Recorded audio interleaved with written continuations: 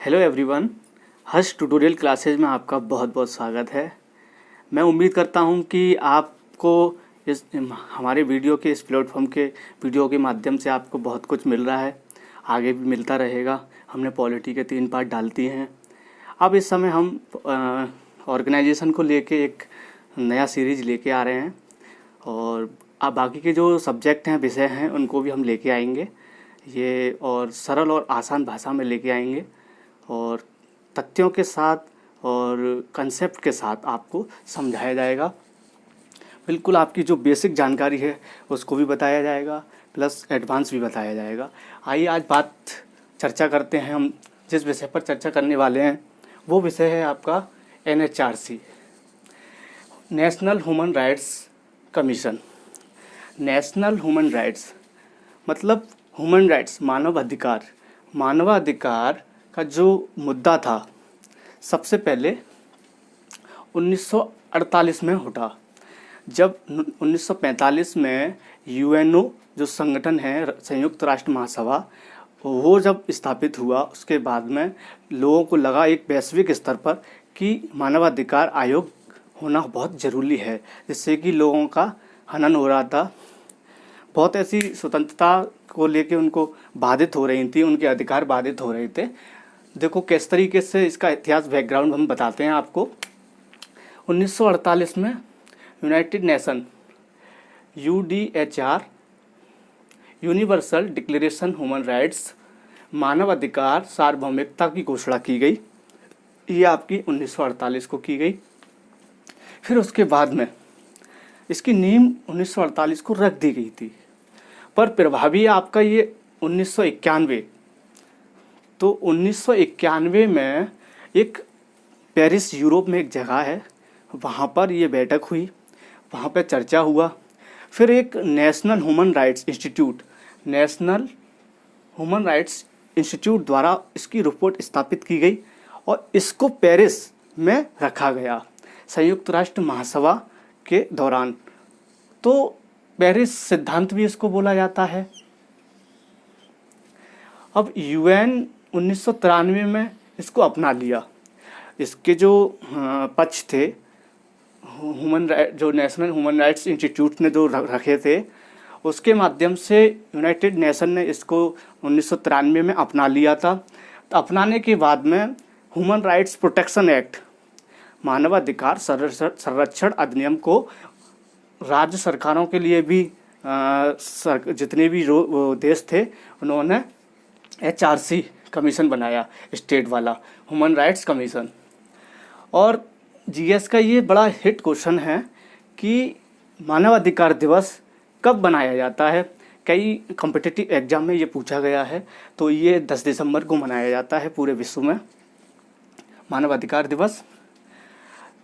NHRC के कार्य और शक्तियों की बात करें उससे पहले हम NHRC, नेशनल ह्यूमन राइट्स के, ये कैसी संस्था है, किसके द्वारा बनाई गई, इसका भी हम देखते हैं भारत के परिप्रेक्ष्य में।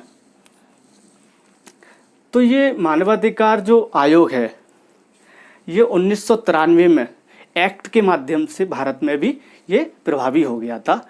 1991 में जो UN था उसने अपना लिया था। उसके बाद 93 में एक्ट बना के इसको पारित कर दिया था कुछ देशों ने। तो शुरुआती दौर में ही भारत ने भी इसको अपना लिया था, इस एक्ट को। तो देखते हैं, NHRC एक भारत सरकार की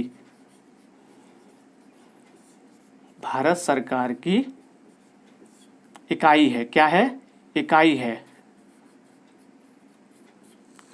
और संविधान में ये उल्लेखित है कि ह्यूमन राइट्स होना चाहिए। तो सेक्शन के माध्यम से लगभग यही कोई 12 करीब सेक्शन है, कोई धारा, उसमें ये स्वतंत्र वैधानिक संस्था है। ये कैसी संस्था है? संवैधानिक नहीं, वैधानिक, विधि के माध्यम से ये एक्ट संसद में जब पारित हुआ तब ये संस्था बनी। ये स्वतंत्र वैधानिक संस्था है। स्थापना इसकी ह्यूमन राइट्स सिक्योरिटी एक्ट 1993 जब पारित हुआ तो ये वैधानिक कहलाया और 12 अक्टूबर 1993 को भारत में ये अपना लिया। तब से ये प्रभावी हो गया। और अन्य स्थानों पर भी इसके कार्यालय ओपन कर सकते हैं। इसका हेडक्वार्टर नई दिल्ली में है, आपको पता है हेडक्वार्टर कहाँ है इसका, नई दिल्ली में। अब आपको एक बात बता दें, हम इसकी संरचना पे हम जब चर्चा करेंगे अभी, उससे पहले मैं एक चीज़ आपको बता दूं। सन 2018 में करंट का तो मुद्दा है ही, थोड़ा पीछे का जरूर है, पिछले 2 साल का, ये सिल्वर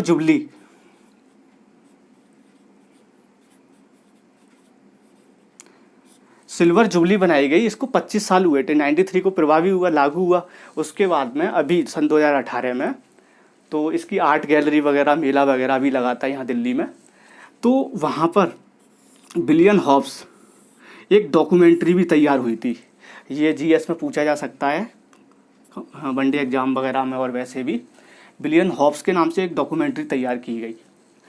अब चर्चा करते हैं हम सदस्यों की नियुक्ति। जो सदस्य जो होते हैं इसमें एनएचआरसी में जो सदस्य होते हैं वो 5 वर्ष अधिकतम 70 वर्ष। आप इसको समझें, 5 वर्ष अधिकतम 70 वर्ष का क्या मसला है। अधिकतम जब कोई उम्र मान के चलो किसी की 67 है तो अधिकतम 3 साल ही रहा, मतलब कोई आदमी 65 का है तो 5 साल तक रह सकता है। तो नंबर 1 इसमें अध्यक्ष होगा सुप्रीम कोर्ट का जज, वो भी कैसा, रिटायर। पूर्णकालिक सदस्य जो होंगे, एक सुप्रीम कोर्ट का जज और एक हाई कोर्ट का चीफ जस्टिस। समझना इसको आप। और ये पदेन सदस्य होंगे जो नामित होंगे, वो नेशनल माइनॉरिटी कमीशन, जो अल्पसंख्यक आयोग है, नेशनल शेड्यूल कमीशन, जो अनुसूचित आयोग है, नेशनल शेड्यूल ट्राइब, ये अनुसूचित जनजाति आयोग, ये वुमेन आयोग, जो महिला आयोग है, इन सब के अध्यक्ष होंगे शामिल इसमें। उनकी संख्या 4 हो गई, 1 2 3 4 हो गए। एक ये हो गए, एक ये हो गए, एक ये हो गए।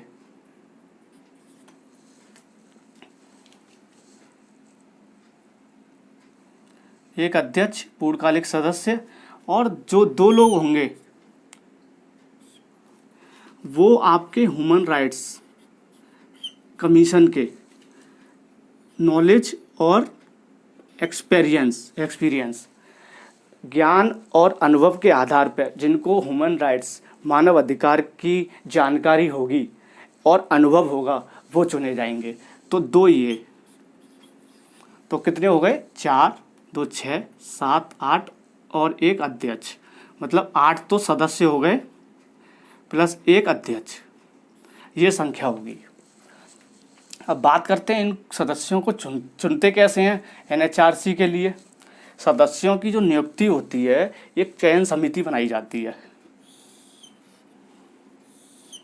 इस चयन समिति के लिए एक तो प्रधानमंत्री होंगे, वो अध्यक्ष होंगे।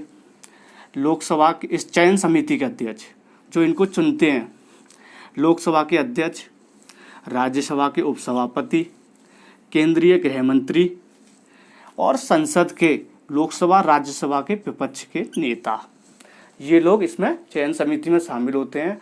इन सदस्यों की जो नियुक्ति होती है इनके माध्यम से होती है, ये लोग चुनते हैं। अब एनएचआरसी के लिए जो स्पेशल सब डिविजनल जो विशिष्ट प्रभाग हैं, एक तो कानून का, एक प्रशिक्षण का, एक जांच का, एक नीति अनुसंधान का, एक कार्यालय, मतलब कानून, प्रशिक्षण, ब्यूरो, पॉलिसी रिसर्च और प्रोग्राम, ये इसमें शामिल हैं स्पेशल सब डिविजनल के रूप में इस आयोग में, एनएचआरसी में।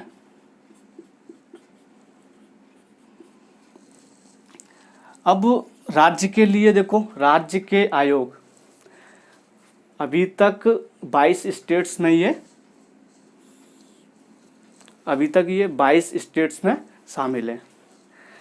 तो ये आयोग 28 राज्यों में से 22 में हैं, और जो बाकी के बच गए, कितने बचे? 6, 1 2 3 4 5 6 7 8 8 राज्य ऐसे हैं इनमें अभी ह्यूमन राइट्स अभी लागू नहीं है, मतलब गठन ही नहीं हुआ है। और 22 ऐसे राज्य हैं जिनमें गठन हो गया है, जो चल रहे हैं। गोवा है एक, तो जिसमें गठन ही नहीं हुआ है अभी तक ह्यूमन राइट्स का। एक हरियाणा है, एक उत्तराखंड है, और नॉर्थ ईस्ट के ये 5 हैं: अरुणाचल प्रदेश, मेघालय, नागालैंड, त्रिपुरा और मिजोरम। ये नॉर्थ ईस्ट के हैं। ये गोवा है, हरियाणा है, उत्तराखंड। ये 8 राज्य ऐसे हैं इनमें अभी तक ह्यूमन राइट्स कमीशन लागू ही नहीं हुआ है, गठन ही नहीं हो पाया है। बस कायदे से ह्यूमन राइट्स गठन होना चाहिए। अब बात करते हैं, इसके बाद हम कार्य और शक्तियों की, NHRC के कार्य और शक्तियाँ देखते हैं। NHRC ह्यूमन राइट्स, मानव के जो अधिकार हैं, ये किस तरीके से जो कमीशन है कैसे कार्य करता है। जेल का दौरा कर सकता है, जेल में बंद कैदियों की स्थिति का निरीक्षण की अनुमति है इनको। जो जेल में बंद कैदियों की जो स्थिति है उनके बारे में उनका निरीक्षण उनसे जांच करने के साथ साथ उनका निरीक्षण भी कर सकता है। प्रकाशन के माध्यम से, मीडिया के माध्यम से और सेमिनारों के माध्यम से, अन्य एडवर्टाइज के माध्यम से समाज के विभिन्न वर्गों के बीच में ह्यूमन राइट्स की जानकारी दे सकता है, उनका प्रचार प्रसार कर सकता है।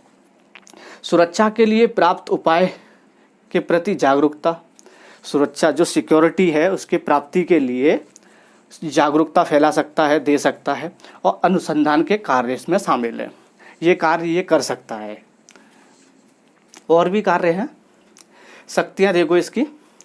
शिकायत के माध्यम से जांच का अधिकार है इसको। अगर कोई शिकायत करता है ह्यूमन राइट्स का आम नागरिक, तो जांच का अधिकार है इसको, ह्यूमन राइट्स कमीशन को। न्यायिक मामले में हस्तक्षेप कर सकता है। अगर किसी को लगता है किसी के फंडामेंटल राइट्स का अहित हो रहा है, कहीं प्रॉब्लम हो रही है ना, चोट पहुंच रही है, तो ये न्यायिक मामले में हस्तक्षेप भी कर सकता है ह्यूमन राइट्स कमीशन। सुरक्षा उपायों की समीक्षा कर सकता है और बदलाव की सिफारिश भी दे सकता है। सिविल न्यायालय की जो पावर होती है, अंतरिम राहत में भी ये प्रदान करता है।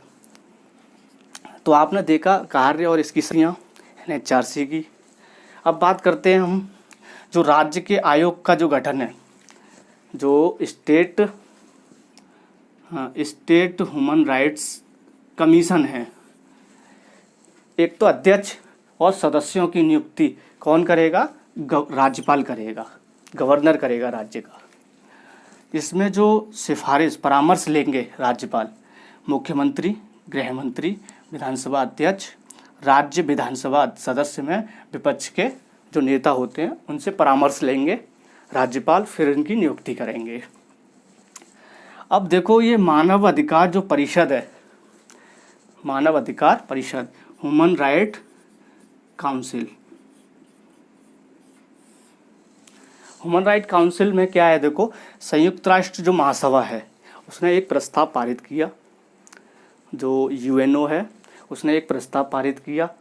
पारित करने के साथ साथ में एक अंतर सरकारी एक निकाय बनना चाहिए। उन्होंने ये प्रस्ताव रखा 15 मार्च 2006 को, और उसमें जो प्रस्ताव रखा था उसमें संवर्धन और संरक्षण की बात की संयुक्त राष्ट्र महासभा ने। उन्होंने कहा एक ही वैश्विक मंच पर, एक ही स्तर पर, एक ही जगह पर ये ऐसी जो ह्यूमन राइट्स से संबंधित मुद्दे हैं उन पर चर्चा परिचर्चा हो सके, और उस ह्यूमन राइट्स के जो विषय हैं और जो मुद्दे हैं उनकी चर्चा जो UN का कार्यालय है वो जिनेवा में है। कहाँ पर है? UN का कार्यालय कहाँ पर है? जिनेवा में। यहाँ पे चर्चा होगी, परिचर्चा होगी ह्यूमन राइट्स से संबंधित मुद्दों पर, विषयों पर। कहीं किसी के संरक्षण को लेके, अधिकारों को लेके, उनको कहीं उनको चोट तो नहीं पहुंच रही है, अधिकारों का हनन तो नहीं हो रहा है, तो ये इनको लेके इस वैश्विक मंच पे वार्तालाप होगी। तो काउंसिल में जो सदस्य की संख्या रखी गई है वो 47 है। संयुक्त राष्ट्र महासभा ने यूएन की जो सदस्य देश बना है, यूएन सदस्य देशों का बना हुआ है। यूएन के जो सदस्य देश इसमें हैं उसमें से ये शामिल किए गए हैं। यूएन द्वारा ये चुने जाते हैं, यूनाइटेड नेशन ऑर्गेनाइजेशन द्वारा चुने जाते हैं। तो आपने देखा मोटा मोटी सारे फैक्ट और कंसेप्ट, ऐतिहासिक बैकग्राउंड देखा आपने सबसे पहले। फिर उसके बाद में आपने ये इस कमीशन की भारत में कब ये एक्ट पारित हुआ, कब ये लागू हुआ। फिर इसकी संरचना देखी आपने, ये संरचना है इसकी। फिर उसके बाद में आयोग के जो स्पेशल सब डिविजनल है वो देखे, राज्य के आयोग स्टेट में कैसे वो देखे, कार्य और शक्तियाँ देखी आपने, मानव अधिकार काउंसिल देखी आपने किस तरीके से अभी गठन की गई है। तो आपने ये भी देखा सन 2018 में ये विलियम हॉब्स डॉक्यूमेंट्री तैयार की गई थी, उसमें लगाई गई थी, बताई गई थी। तो आपने देखा। अब इसके बाद हम NHRC जैसे हम ऑर्गेनाइजेशन लेके आए हैं, संगठन, इसके आपको पॉलिटी के पेपर में और वैसे भी सामान्य जानकारी के लिए भी ये जानकारी होना बहुत ज़रूरी है। इस वीडियो के माध्यम से हमने आपको बताया। अब देखो अगले आने वाले वीडियो में हम ऐसे ही ऑर्गेनाइजेशन की सीरीज लेकर आएंगे और उसमें UNO जो संगठन है उसके ऊपर अगला वीडियो जो भी आएगा या तो UNO का आएगा या फिर किसी भी संगठन का, जैसे G4, G7, G10, G8 और G20 आदि ये आएंगे। तो देखते हैं, आप देखते रहें वीडियो को अंत तक, लाइक करें, सब्सक्राइब करें और कमेंट बॉक्स के माध्यम से आप हमें सजेशन दे सकते हैं। मुझे लगता है कि आपने ये सरल और आसान भाषा में समझा। बहुत बहुत धन्यवाद। हर्ष ट्यूटोरियल क्लासेज में बहुत बहुत धन्यवाद।